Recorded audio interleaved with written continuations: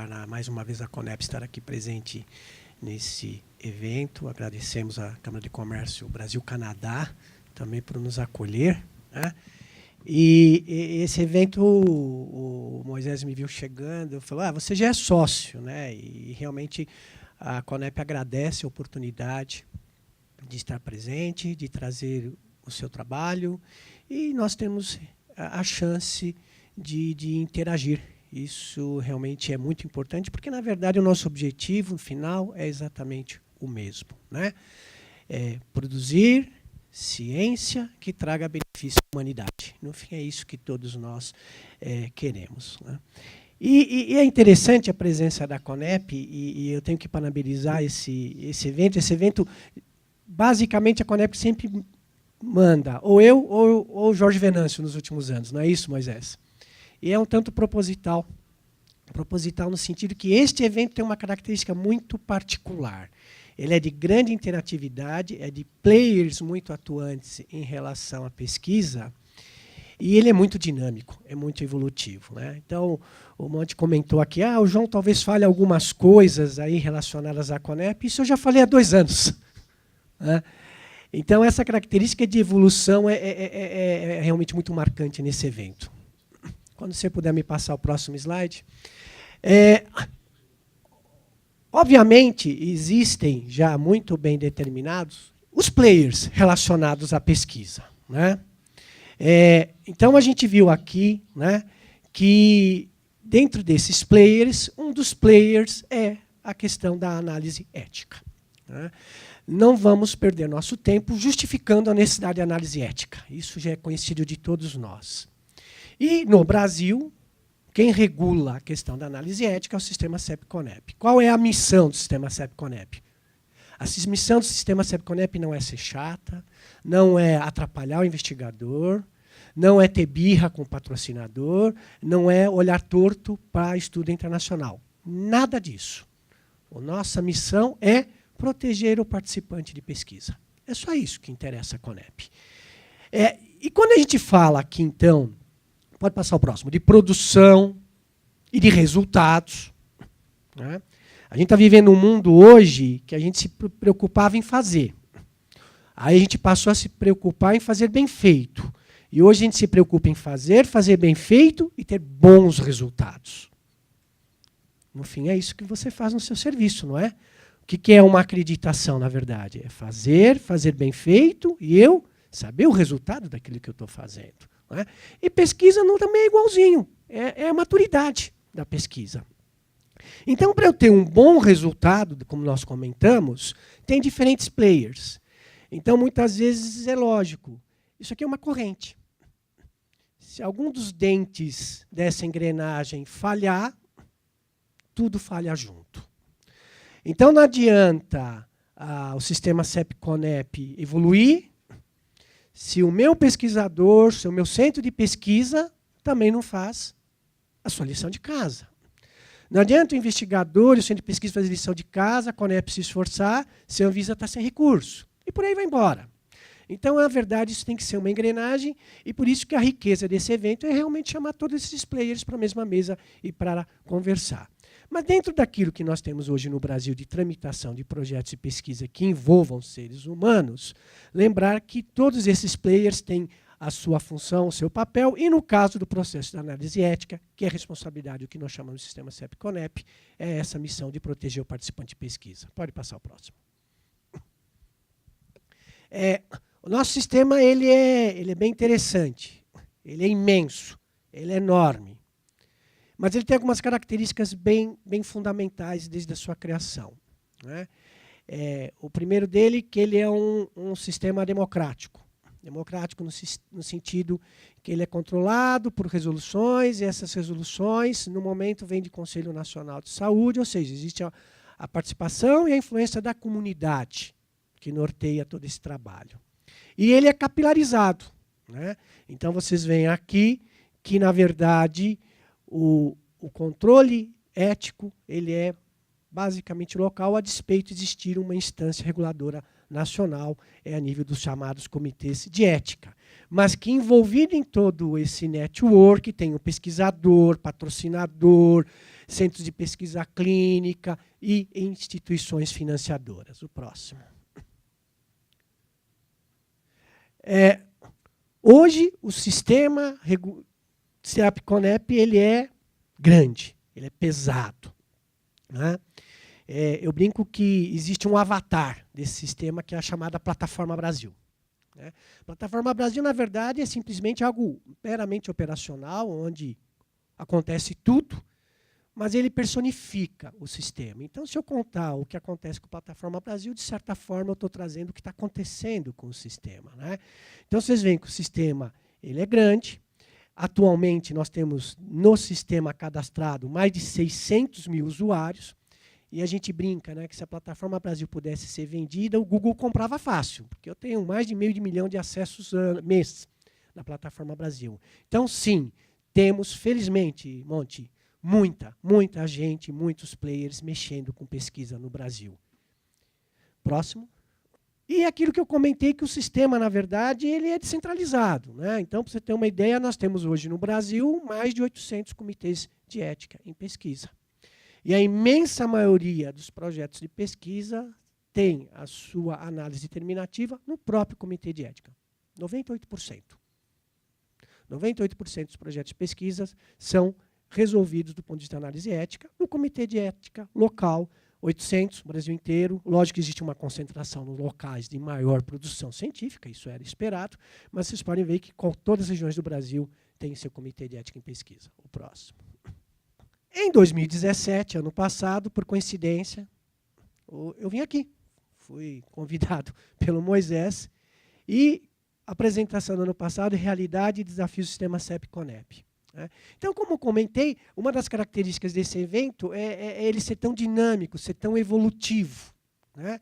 Então, eu tenho que aproveitar e dar feedback para vocês daquilo que a gente conversou no passado e o que aconteceu no sistema. O que está sendo feito no sistema dentro da nossa conversa do ano passado. Então, por exemplo, a gente discutiu muito questão de tempo, morosidade de processos. O nosso colega lá da Fiocruz, ele teve uma dificuldade, porque pesquisa, estão chegando novas fronteiras. Né? Estudos de genética, por exemplo, estudos de nanotecnologia, uma série de estudos da área de humanas e sociais. São coisas novas que estão chegando. E mesmo a questão da análise ética, ela tem que ser novamente refletida em cima dessas novas realidades, dessas novas fronteiras. Então, a gente também tem um problema que o nosso modelo de avaliação ética ele era muito duro em cima do chamado modelo biológico de pesquisa, sendo que pesquisa envolvendo o ser humano não é exclusivamente remédio. Existe uma outra série de pesquisas. Né? A questão de capacitar o sistema como um todo, desse sistema ter uma política de qualidade, né? Aquilo fazer bem feito e avaliar o meu resultado. Né? São algumas coisas que nós conversamos ano passado. O próximo. O tema que sempre, digamos, foi o tema, digamos, muito frequente, o Moisés acho que deve lembrar de muitos eventos desse, muitos wikis, alguns que inclusive eu vim, e que basicamente o que dominou o momento de conversar sobre CONEP era prazos, morosidade. Isso foi fortemente atacado nos últimos anos, com a alteração de recursos físicos, de recursos humanos, toda uma readequação de processos, de forma que projetos que às vezes levavam meses dentro da CONEP, hoje o tempo médio de um projeto dentro da CONEP é inferior a um mês. É o tempo médio. Isso a gente tem mapeado. A gente tem uma média hoje de 29 dias de um projeto a partir do momento que ele passa na validação documental. Por isso que aquele slide dos players. Não adianta eu fazer uma pendência documental, voltar o projeto para a mão do investigador, o investigador demora um mês para responder e ele conta esse um mês por culpa do sistema. Não, esse um mês está na conta dele. Então, somos todos solidários nessa questão de tempo. Mas dentro da CONEP, o tempo de tramitação tem sido inferior a um mês. E nós estamos falando aqui de menos de 2% de tudo que corre dentro do sistema. Os outros 98% estão correndo dentro desse prazo, em torno de 1, 2 meses, dentro do comitê de ética local. Então, isso, o que foi feito, nós mostramos os outros weeks, aqui eu estou trazendo hoje o resultado disso que vem ocorrendo. O próximo, por favor.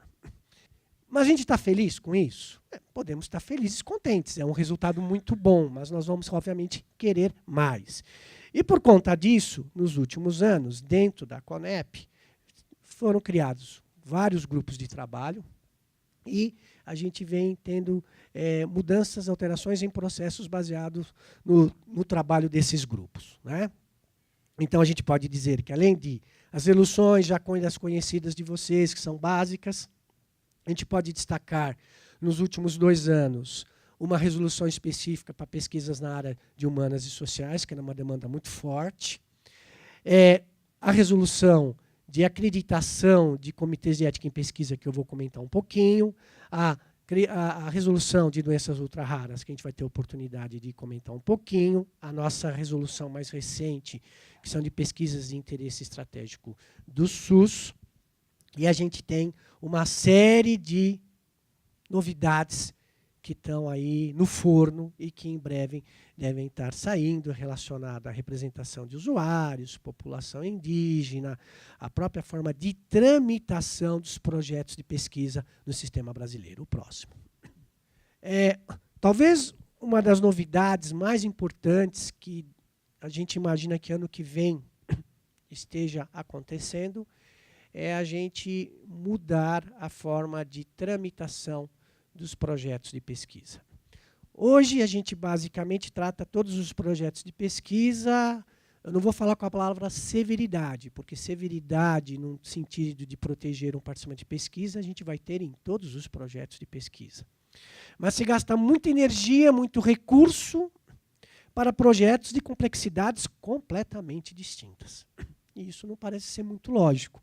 É que nem no nosso hospital, não é?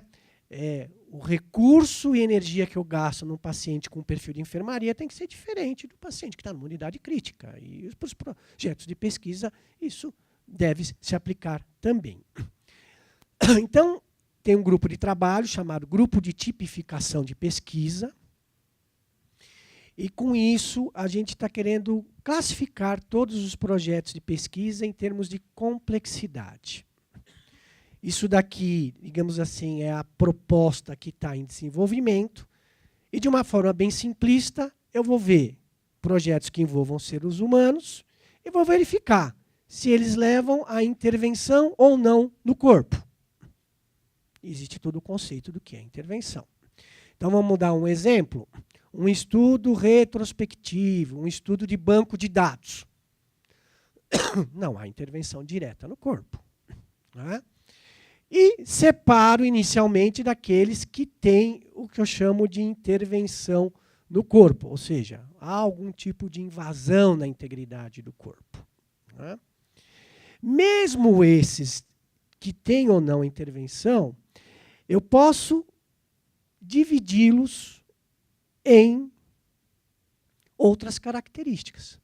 Ou seja, basicamente sabendo se vai ter algum tipo de intervenção direta ou não sobre esse indivíduo e qual é a complexidade e riscos envolvidos nessa intervenção, nós vamos tipificar as pesquisas em diferentes tipos, o próximo, por favor, e baseado nessa tipificação, aplica-se o que nós chamamos de fatores de modulação, e isso eu tenho um resultado final, que é o tipo de tramitação. Hoje, basicamente, a gente tem 2 tipos de tramitação, mentira, 1 tipo e meio. O projeto entra para o comitê de ética, o coordenador indica um relator, o diretor faz um parecer, esse parecer vai para a reunião colegiada do comitê de ética, esse colegiado aprova, não aprova, ou gera a pendência desse parecer. 98% dos casos morre aí a tramitação ética, em 2% dos casos atualmente. Depois disso, vai também para a CONEP seguir o mesmo trâmite. Não é isso? Então, a nossa proposta é mudar as formas de tramitação. Então, dependendo da tipificação do estudo, dependendo das suas características, Alguns estudos podem, por exemplo, ter o que nós chamamos de uma tramitação expressa. Expressa é, o estudo chega, entra no CEP, e um relator designado, ad referendum, aprova esse estudo. Então, a gente imagina que esse tipo de estudo não possa durar a tramitação em torno de 20 dias. Isso a gente ainda vai definir esses prazos. Existe a chamada tramitação simplificada, que é muito semelhante, a gente está ainda discutindo essa expressa simplificada. A expressa, de repente, vai ser só em cima de um checklist, que estando ok, ele é automaticamente aprovado. A simplificada tem um parecer de referendo de um relator, mas tanto a expressa simplificada vão abreviar